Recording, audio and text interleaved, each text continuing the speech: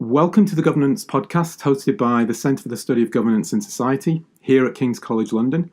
My name is Mark Pennington and I'm the Director of the Centre and Head of the Department of Political Economy in which the Centre is housed. For today's podcast, we're delighted to have with us the Right Honourable Jesse Norman MP. Jesse is the Member of Parliament for Hereford and South Herefordshire, and today he's going to discuss with us his recent and very interesting book on Adam Smith, What He Thought and Why It Matters. Jesse, it's great to have you with us today. I wonder if we could start off just by you responding to a very basic question, which is why write a book about Adam Smith and why now? Right. Well, thank you very much indeed, Mark, and thanks very much to King's for having me on the podcast. I should say, just in the strict interest of historical accuracy, that I'm not a member of the Privy Council, so I'm not the Right Honourable. I'm just a plain Apologies. MP. But having said that, let's crack on to the matter in hand. Why Adam Smith? Why now? Well, several reasons. The first reason is because Smith remains an absolutely towering figure in the world of political economy, and I think it's very important to, in a world which is short of figures of authority and in which his name has been routinely invoked and often traduced by people coming from different parts of the political and ideological spectrums, it's important to be clear on what he really thought. And that often means just disabusing the left and the right and different parts of the centre, the neoliberals or libertarians, the Marxists, of some of the ideas that they may have and some of the caricatures, many of the caricatures that they have, the myths, if you like. The second reason is because I very strongly believe that Smith has very important things to tell us now about an enormous range of issues, and also, of course, about how to think about those issues. And so I think he has implications for thinking in moral reflection, moral philosophy, moral psychology, in political economy, of course, centrally, in the way in which economics is taught now in universities, and sometimes in the received opinion of economics you find in policy think tanks and in government. But, of course, also, crucially, in sociology. And an awful lot of the part of the book is to rescue the part of Smith people forget about, they ignore, or they don't reflect on, which is the sociological Smith.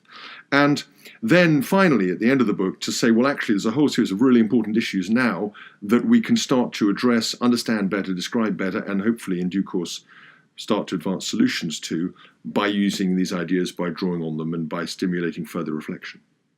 Okay, that's great. You mentioned there sociology, and actually one of the first set of questions I'd like to look at would be your understanding of Smith's theory of human nature and of what you might call sociality. So one of the myths that you tackle in the book is the notion that Smith works from a model that assumes that the primary human motivation is some form of material self-interest. Yes. You explain that he has a far richer account of human nature, which focuses as much on the capacity for people to be empathetic than it does on narrow self-interest. I wonder whether you could just summarise what you think Smith's theory of human nature is and the role that empathy plays within it. Yes, of course. So let me take the, as it were, historical and descriptive question first, and then we can come to the analytical question. For me, Smith has a good claim to be considered the founder of sociology, just as he does the founder of modern political economy. And I can come on to the reasons why in the case of political economy. In the case of sociology, it's because before that great 19th century trio of Marx, Weber and Durkheim, you have Smith thinking very hard in The Theory of Moral Sentiments, his first book, 1759, about the nature of human beings and the interactions they have with each other. And that's really, above all, a work of moral psychology and social psychology more than it is a work of moral philosophy as such. Now, what does Smith actually think? Well, Smith thinks that Smith is very keen to, by implication, to rebut the Hobbesian view, the, in many ways,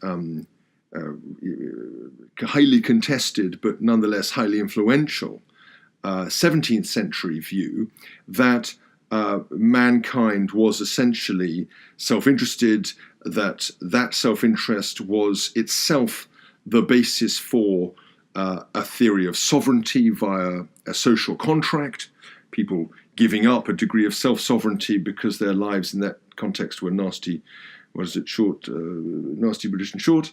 Solitary, poor, nasty, brutish and short is the phrase. And giving up that sovereignty to a Leviathan in order to, as it were, create a social structure within which society could flourish. Hobbes has a completely different picture of that. He's very close to, Smith has a very different picture to that.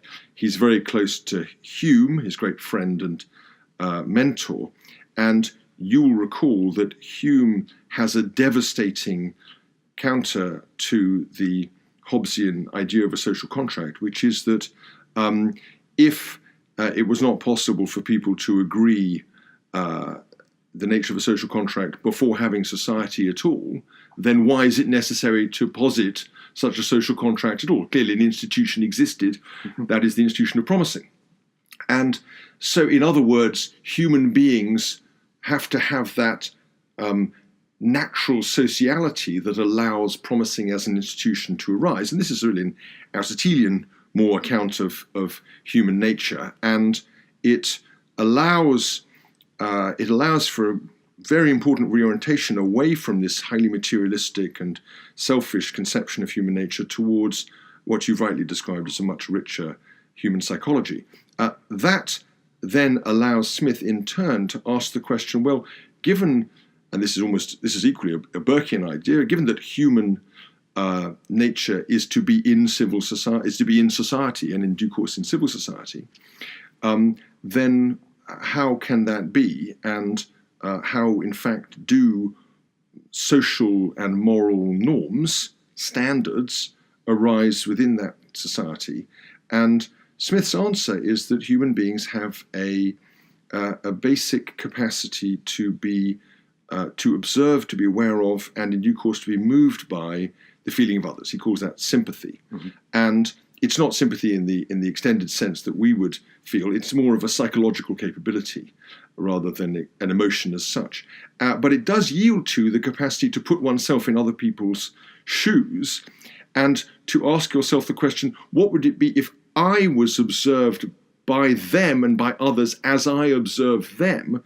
And therefore, what you get is an other-directed idea of human moral psychology, human standards, human norms and values. And the contrast is between that and what you might call an inside-out theory.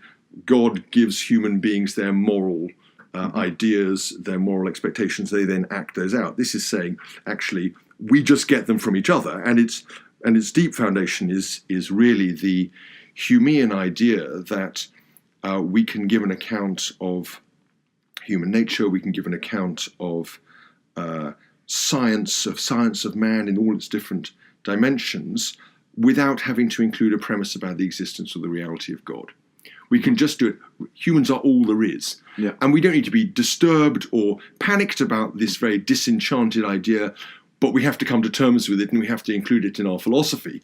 And then what's so fascinating when you get to the 19th century, if you've got some sociologists listening, is that you find, of course, this then reflected in a reflection, above all in Germany, on the Kantian idea that there nevertheless is a transcendental realm, a moral realm of duty, universalizable duty, and then that gets rebutted, if one's being really just cutting through an enormous amount of history and thought, by this Nietzschean idea that God is dead. There's no such thing as a transcendental idea, and that becomes then, in terms, in some respects, the foundation for Weberian ideas of man in society, if you like. Can we just go back to what you said about Hobbes? Because what I think what a lot of people take from Smith, you look at the theory of moral sentiments, is the idea that he has an account which emphasizes the idea that moral order doesn't need to come from legislators or from God. It's a bottom-up account of the way rules are developed. So if you think of, I guess a silly example, when children come into the world, they're often incredibly selfish creatures. But when they interact with other children, when they steal their toys, they find they get hit or abused in a certain way, and then they discover actually what norms of acceptable conduct are. they actually discover through interaction, Yes. through receiving praise, through being sort of castigated when they act against what might be an acceptable moral standard, what the appropriate form of conduct actually is. So you actually have a sense of morality and the enforcement of that evolving bottom up through the interactions of the different participants. Is that an accurate account of? Yes, I think of that's how a very. that works? I think that's a very nice account, and it does several things. One is it hints at the, in some respects, game theoretic ideas that come out of a bottom-up oriented view of human behaviour, and as you know, better than anyone, Mark, you can get theories of norms as distinct points of equilibrium arising out of that kind of theory. But it also does something very interesting. Of course, Smith isn't living at a time when we have detailed studies of individual human psychology or of child interaction or anything like.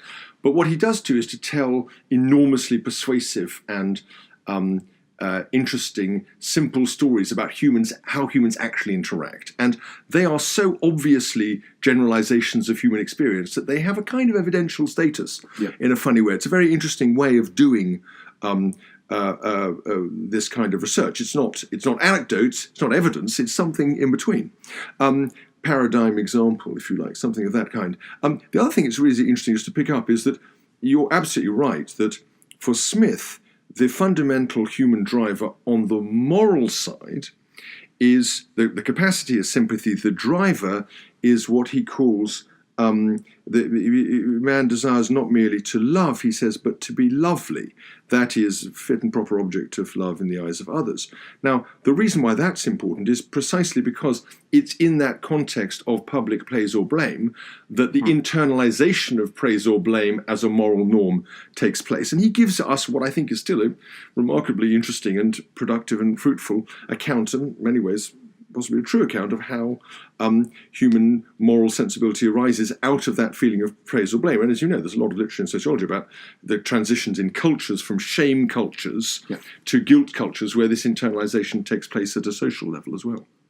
Okay, I mean, one thing that critics sometimes focus on in this kind of an account is the argument that, and this is one I think you do address in the book, that it might be said this is a purely descriptive account of morality. So it's describing how people act in a way which is to do what they think others are going to praise them for. Yes. But that doesn't address whether or not the action itself is actually worthy of praise. Yes.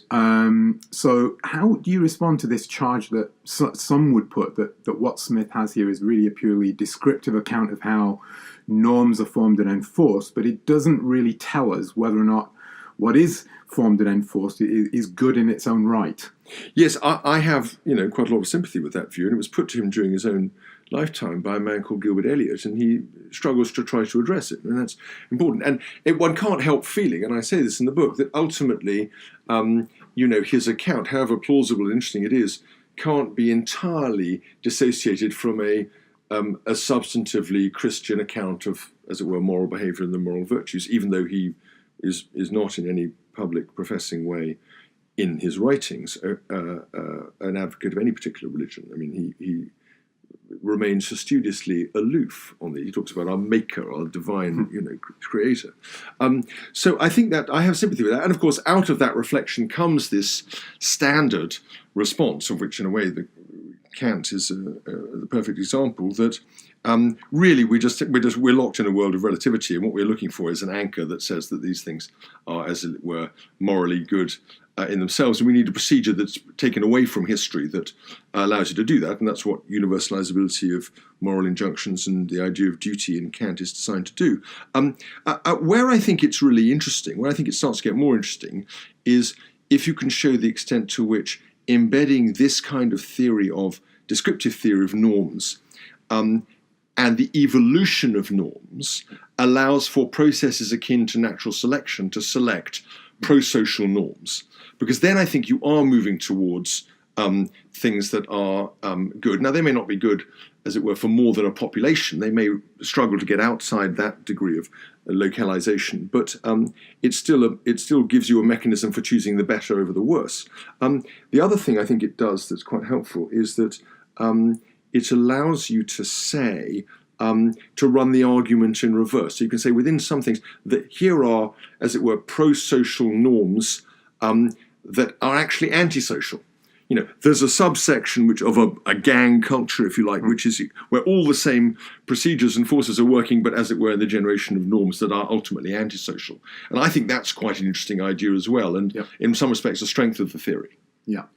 Well, that leads me on quite nicely, actually, the next question I had, which is, in the Smithian account of morals, how do norms or morals change? Who is the agent of change? If we're in a situation where we've got some kind of bad equilibrium, yes, or people just perceive that, well, what others think I should do is not what I actually think I should do. Yes. How do people challenge that? How do they move in such a way that we start to get some kind of incremental shift in the content of what people think is actually acceptable behaviour? That is an enormous question, and I'm not sure that Smith has a developed account of how norm change occurs. If we were looking at it from, modern perspective, it's not hard to see some factors that would have an effect. Law is to change in law would be a way of changing norms. The charismatic politician is a way of shifting norms. But what's really interesting is how sometimes norms shift just by the emergence of a dominant subculture of, as it were, mutual esteem within an existing group without any top-down or shaping analysis. And we see this again constantly. Sometimes it goes backwards, but often it goes forwards. And I think that is very interesting. One of the things that's so interesting to me about the whole approach is that it is so fruitful for thinking about what we see in today's world, echo chambers of localized, as it were, mutual support, becoming influential norms more widely, often on the basis of the loudness of the voice and the passion of the group rather than its intrinsic superiority. And the other thing which I think is really interesting is the tremendous sense of self-righteousness, often abetted by views about meritocracy, which goes alongside that, because we see this everywhere in the Brexit arguments on both sides. The one thing no one ever wants. I thought we were going to avoid that today. Well, listen, I would love to avoid it, but it's such a perfect example. I can't not touch on it since we're in the middle of Brexit arguments at the moment. But this overwhelming feeling that people have of the need for self-justification, the overwhelming need, which comes out of Smith's desire that people have to be lovely in the eyes of others, to ratify, to validate, to be able to say I was right all along, never to change their ground. And again, I'm finding this really interesting contrast in thinking about Weber now. Weber has a distinction between pluralism and polytheism.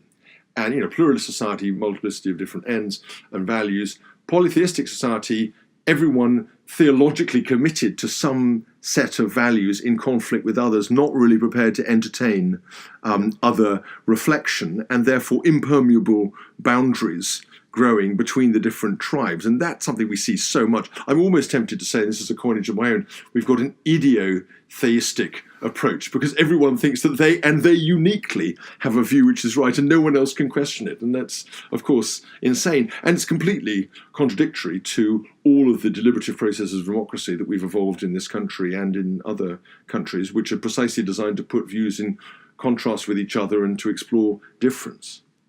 There's another... You talk about recent events. I think certainly the theory of moral sentiments can tell us a lot about, it can help us to understand things like celebrity culture. Yes, I totally agree. What goes on in social media. Absolutely right. Because this is very much, people looking for likes on Facebook is, in a way, praise and blame. People are wanting instant signal. All this clickbait. Yeah. Exactly right. But there is a tension there in Smith, isn't there, where on the one hand he thinks this kind of mechanism is the way in which moral norms are enforced because people want to do the right thing. Sure. But he also talks about there being a man within the breast. Yes. The person who knows what is really praiseworthy.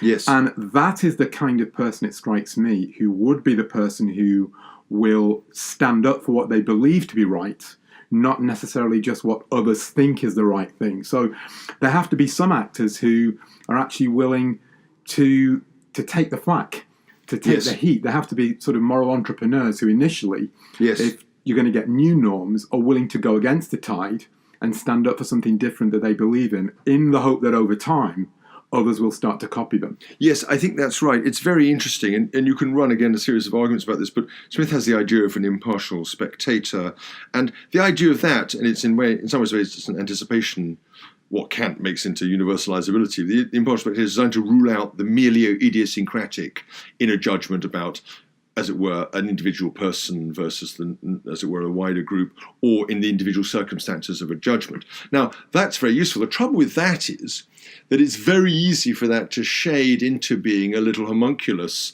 type conscience. And then you can perfectly easily say, well, hold on a second, what determines the moral code of the homunculus? And suddenly you're into what looks like a bit of a regress.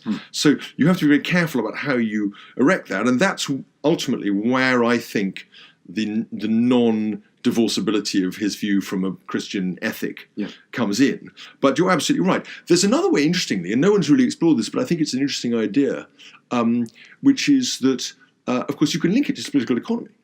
Yeah, and one of the things I do in the book is to talk about how theories of reputation as capital can create a momentum within a person's character that might lead them to say, actually, no, I do agree with it. And they've built up a lot of internal and external brand reputation in a certain direction. So actually, no, I don't believe that. That's not what I've stood for historically. I'm going to stand against that.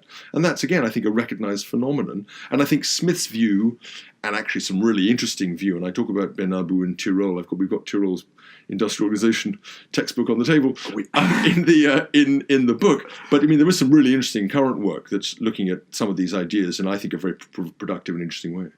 Before we go on to the political economy stuff, which I want to come on to, sure, I think maybe a nice way of going into that would be to talk about the notion of, the famous notion of the invisible hand in Smith, yes, which isn't actually mentioned that many times in his writings, as you point out very well.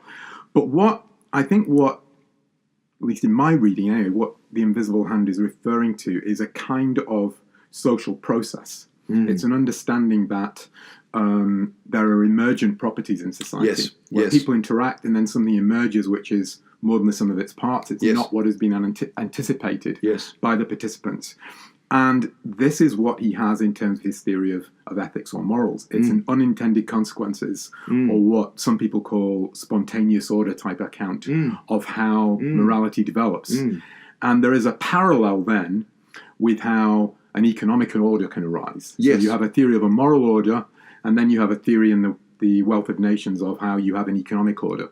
But they're both operating on the idea that a significant amount of social order comes about even though people aren't intending it, and perhaps even because in some circumstances people aren't intending it. Yes, is that accurate?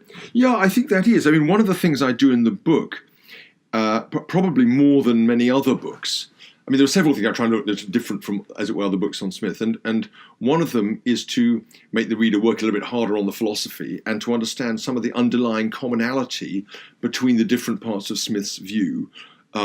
Because I think what he's giving us is, in a way, his shot at a science of man, and it's an integrated conception of and theory of human behaviour. And, as you say, the same kinds of principles are operating in each one. So in political economy, we get a theory of barter and exchange yielding spontaneous order of shared economic benefit.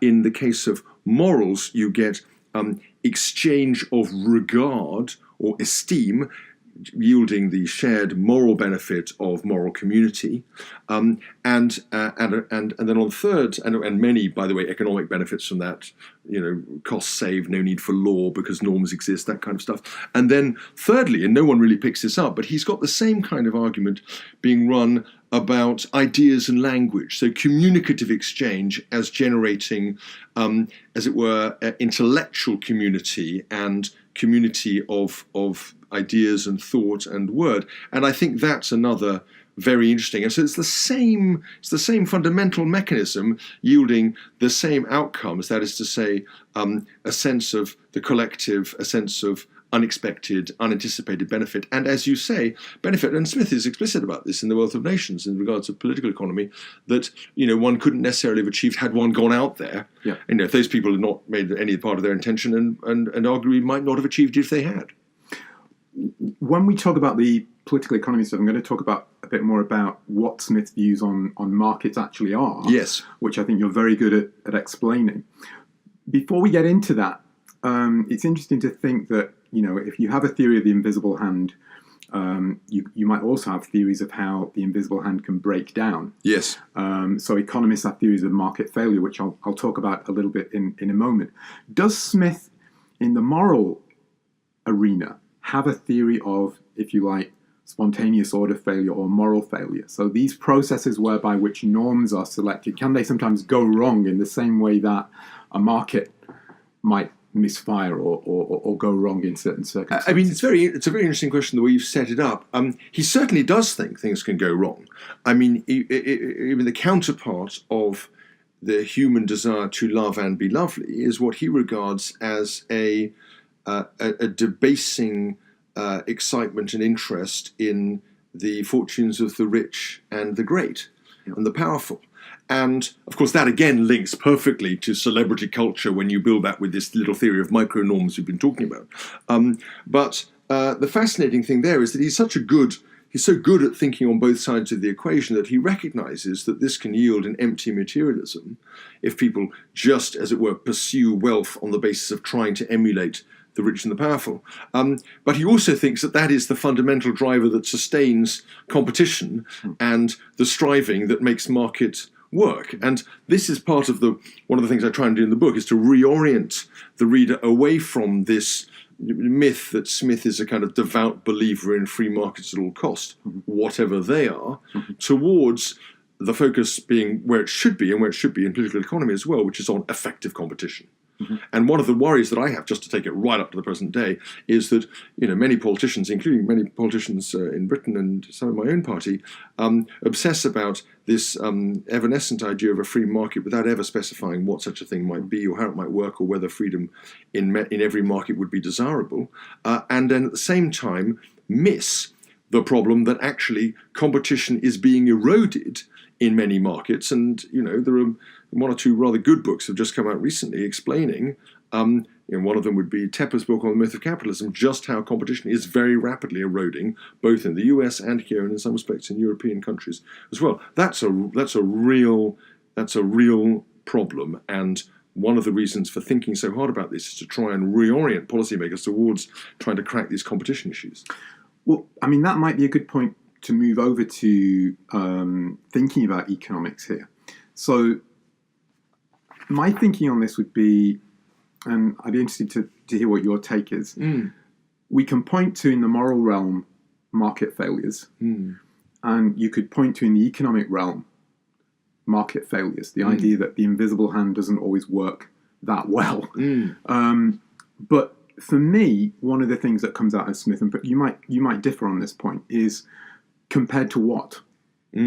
So when we're talking about morality, yes, we can point to celebrity culture as being, if you like, a moral market failure. But what's the alternative?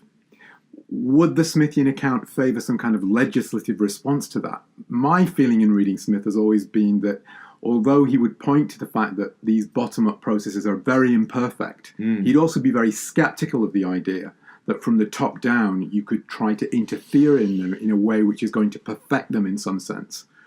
Yes, I mean,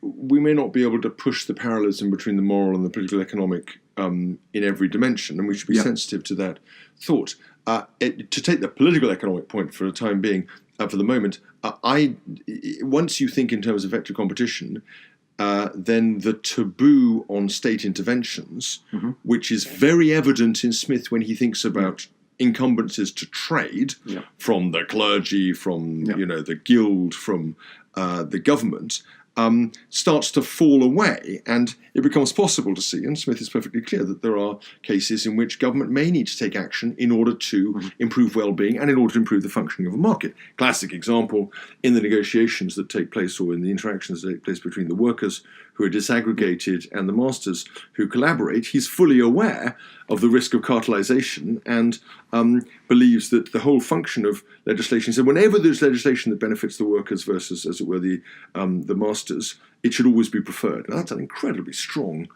line, if you think about it, and especially so for someone who's supposed to be a libertarian economist. And that's because he's got a quite different way of understanding the relationship between the state and what we would now call the private sector, a much more evolutionary way, and a way that I think is interestingly linked to an idea of commercial society. If you go back to the moral side, just to come back to the thing you were talking about, it's hard to see how the effective agent would be the state. I mean, he and Hume have this fascinating argument, as you may recall, where Hume makes a marvellous argument about the church. Hume says, well, look, we're very keen to avoid enthusiasm and religious extremism, so having a nationalised church is a thoroughly good idea, because whenever anything is nationalised, it loses all its vigour and energy. Smith's not having any of that. It's a brilliant argument. And Smith thinks actually the way you get it is by having lots of individual preachers on the street corners or the equivalent churches duking it out with each other in a competitive way. What we now know is that actually that's an argument for extremism, and you don't get the consolidation that might bring order with it, and the power of the extremes is so great in a kind of both ends against the centre of the bell curve type social and economic environment that they get more power than they should. So, I mean, that's in a sense a problem. It sounds like it's a problem that we don't necessarily know how to solve. And I'm thinking of another one here, reading the book, that I found very challenging, and I actually don't have an answer to. For goodness sake, my goodness. Yeah. Well, you're very good in explaining, going back to the previous point, that Smith is in some ways an egalitarian. Many ways. He's very pro-poor. He's very concerned that merchants and manufacturers often conspire against the public. Yes. He's concerned about power asymmetries. Yes. And one of the arguments that he's putting forward for a broadly market economy with some governmental functions, but limited governmental functions, is that environment is one in which the poor are likely to do better, that their bargaining power is going to be greater than it would otherwise be. He's not in favour of material equality, but he's in favour of a kind of equality of status, which he thinks a competitive system provides to people. Yes. In some ways, that's quite similar to a sort of Republican-type argument, that people need to be treated with respect, and you look at the institutional preconditions for that. Yes. The challenge is, and I think this is a problem that no one's cracked, what do we do when people who've acquired economic power then try to use the power of the state to limit competition? Yes. Now, there's a big debate, I think, in political economy at the moment about the lack of competition you've described. Where does that come from? One view is that it's endogenous to the market. And there might be some cases where that is the case, where you've got these big network type industries. Markets are just intrinsically structured in a way where you move towards there being one dominant supplier, like Facebook or whoever it may be. But there are many other cases where you can say the market imperfections, if you like, are not endogenous to the market. They arise because special interests are able to lobby for favourable regulation. So when Smith talks about merchants and manufacturers meeting together to conspire against the public, he's thinking about the role that politicians play in abetting them in that, that process. There's no doubt about that. Now, what can we do? Is there anything that we can do to deal with that? I mean, it seems to me that you get very contradictory views. You have a left-wing view, which is really that, well, we need to stop these people getting to the position of power in the first place, that they can have this lobbying power. You have a right-wing view, which I would say is more saying, well, if you get the state out of these areas, then you remove the prize that the lobbyists are actually seeking. Neither of them seem entirely convincing to me. No. I don't know whether you have a route out of it. Well, let's just be clear about a couple of things. First of all, the phenomenon you describe is absolutely something that Smith understands and talks about in The Wealth of Nations. So, and we can describe it in modern language as being business and government getting too close together and business extracting rents by manipulating legislation in a way that reduces competition, prevents insurgents, limits other forms of new market entry and the like. And that, of course, is a fantastically familiar phenomenon, in some respects abetted rather than reduced by technology. And then you have a further question, which is technology platforms that arise as monopolies almost, or quasi-monopolies in themselves, and I think we have to think about them. Now, the key other point about Smith, which I think is implied in a way in what you said, is Smith has got a theory of how markets work, but he's actually got multiple theories of how markets work. So Smith runs economic theories for markets that you might consider to be what were famously called in the literature haircuts and hamburger markets, where goods are consumed and bought and consumed. But he's far too clever not to realise, as many practicing economists have realised now, that these markets really, every single one is different from every other. There may be points of commonality between them, but you can't just lift and shift your thinking in an uncritical way, or pretend that the maths does it alone for you. You have to be attend to the nature of markets, and sometimes those specifics can really change what analysis is applied and what diagnosis is applied. And so, for example, to think that haircuts and hamburger market prescriptions apply equally well to asset markets with all of the different pricing mechanisms they use and the capacity for overshoots and bull runs and bear failures and the like is just a mistake. So I think Smith forces us to be more particular about where the problem occurs, as well as in thinking about what resulting measures you have to take. Now, to cure this issue of rent extraction and government getting too close. Having said that, we can be perfectly clear that mechanisms that allow business and government to blend too closely together would be things he would reject. The passage of laws that doesn't ask the question, will this abet existing insiders at the extent to the cost of outsiders? Those things, he'd be thoroughly hostile to.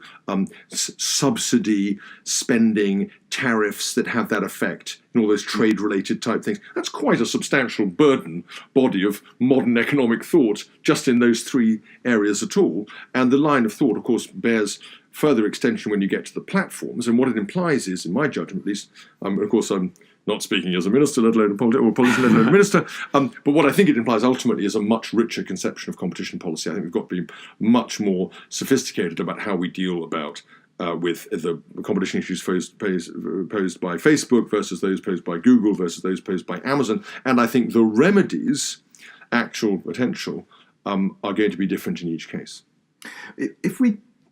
Let's take another case. There's a very interesting section in the book on financial regulation. Yes. So financial markets, to take your point that no markets are, there are different markets, no two markets are the same. Yeah. We know from a lot of economic analysis, these are markets where there are important information asymmetries. Yes. That operate. And that's a standard argument that some people use to argue for regulation in this field, to counter the information asymmetry. Yes.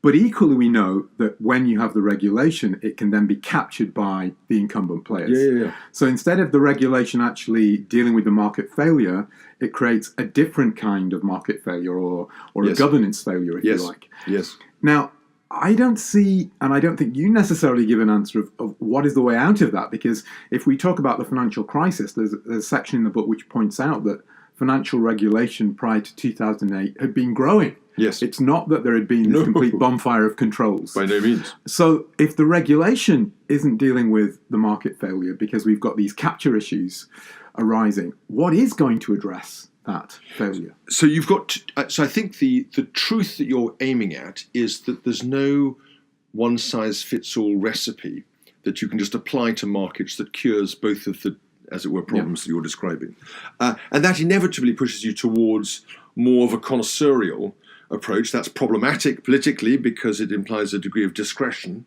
There are some areas where we do give discretion. We give a lot of discretion in financial markets precisely because they're so complicated and fast-moving that you could never have legislation that would pass fast enough, and therefore you have to have empowered regulators. The failure before 2008 was overwhelmingly a failure of two kinds. One was an intellectual, frankly, slackness, unawareness, over-optimism within government generally about the possibility of threat from this source. And the second was a lack of effective supervision. The regulations were there, but the effective supervision wasn't. I love these situations where you've only got one fact you need to know to explain something. The only fact you need to know to explain the 2008 crash is that bank leverage in Britain had been 20 times equity for 40 years, from the year 1960 to 1970, still 20 times, 1980, 20 times, 1990, 20 times, 2000, 20 times, 2007, 50 times. That's the intellectual mistake, compounded by regulators who weren't tough enough, weren't asking basic enough questions. And in some respects, the fascinating experience in financial regulation has been that in some areas they've complexified, in other areas they have not. They've gone the opposite way. So we're moving more towards a kind of maxim-based view that you shouldn't allow leverage to get over a certain level in your banking system, because it can destroy value too quickly. Okay, so I mean, I can see how you're keen to emphasise that Smith is not an ideologue, that he's a kind of pragmatist, and this comes through in this. Yeah, don't forget, pragmatist to me implies a core of principle. Yeah, it's not a purely expeditious, but it's wandering between positions. It's a flexible capacity to apply principles and recognises that they may apply differently in different circumstances. That's exactly right. Let me push back a little bit, just perhaps in the final part of the conversation, which is on that. One of the things I take from Smith is a scepticism of politicians. Oh, yes. So there are, there's a famous quote about being very sceptical. I forget the exact details of the quote, but about people who claim to trade for the public good. Yes. And you can say politicians are people who claim to trade for the public good. But if we're committed to Smith's notion of egalitarianism, it's that politicians are no different to anybody else. They seek praise, not always justifiably. No, that's absolutely right. And this can often lead them to intervene in public affairs. Who knew? In a way that creates mischief. In a Brexit debate, who knew that could happen, Mark? I mean, yes, of course. So how do we constrain politicians? If we need to, in certain circumstances, constrain market actors because of these market failures, Smith's very aware of political failure or government failure. Yeah. How do we constrain, in your understanding of Smith, politicians to make sure they don't do damage through their own activities? Well, of course, that's a marvellous question. I think you've got several things. One is, we described some of the particular areas, limit the ways in which they can interact with business, transparency, we might talk about, well-functioning institutions that remember their knitting and are empowered to stick to that knitting is important. And so institutions, professional institutions or civil service institutions that are not seeking to, officials that are not seeking to please politicians, but are retaining the ethos of their institution, that's an important aspect to it. Of course, Smith is extremely dismissive about what he takes to be the political desire to just tack between expedience and, as you say, seek praise where they can find it.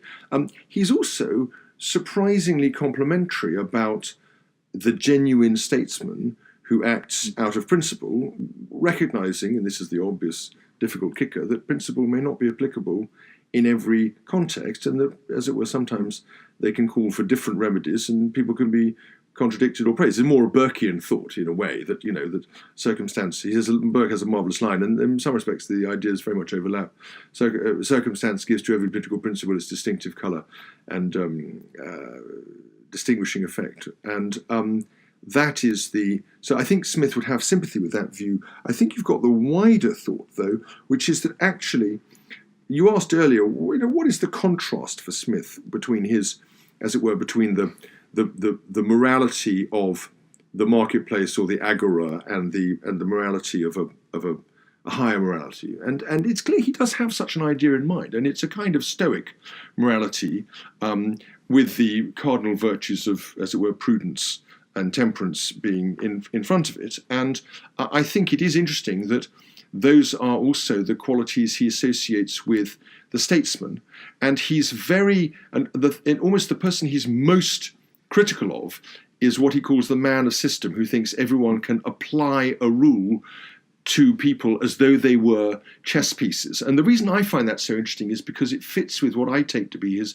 fundamentally evolutionary conception of a political and economic society with all of these forces working within them. And that pushes the emphasis of the debate away from capitalism in some static way towards commercial society, processes of the emergence of market activity, the dignification of private property, the codification of that by the state, then the use of that to establish new thresholds of private enterprise and activity. And I mean, I see this in government today. I've just taken through the House of Commons the Space Bill. Now, what does the Space Bill do? It allows you to say, well, this particular private individual can set up a space base in a spaceport in Britain, and off that space rockets can either be blasted or take off via aircraft, and they can put bits of metal we call satellites into space, and they can derive a revenue from that. Now, that couldn't exist without being dignified by the state, and there are many other examples of that process of informal rights becoming codified and recognised and giving rise to capital activity. And so I think that evolutionary conception of commercial society, to me, is in a way the deepest legacy that we get from Smith. Okay, well, Adam Smith and outer space, that might be an interesting point at which to conclude the conversation, but I'd just like to say thank you very much, Jesse, for having this discussion today. Here in the Department of Political Economy, we're very much concerned about reuniting politics and economics, and I think your book on Smith, and I hope the discussion that we've had today, really shows the value of that. So thank you very much. Well, listen, I can't tell you, and may I thank you, not just for chairing a department that I deeply believe in an area I massively support, but also for what has been, by some measure, the most intellectually testing interview I've had since I published the book, which is great, and I love it, and I'm incredibly grateful.